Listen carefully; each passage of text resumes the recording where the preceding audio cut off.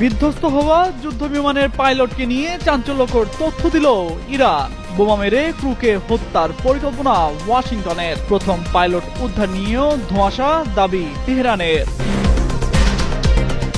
যুক্তরাষ্ট্রের 48 ঘন্টার আলটিমেটামের পর পাল্টা জবাব দিল ইরান। হামলা বাড়ালে পুরো অঞ্চলকে দোজখে পরিণত করার হুমকি আইআরজিসির।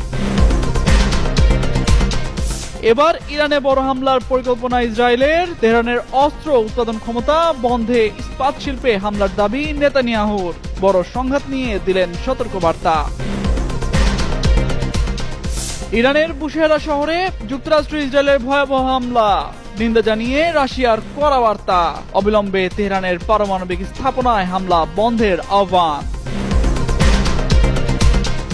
চলমান যুদ্ধের মধ্যেই বিক্ষোভে উত্তাল ইসরায়েল। নেতানিয়াহু বিরোধী স্লোগানে তেল আবিবের সড়কে হাজারো মানুষ। যুদ্ধ বন্ধ করে আলোচনার পথে হাঁটার দাবি।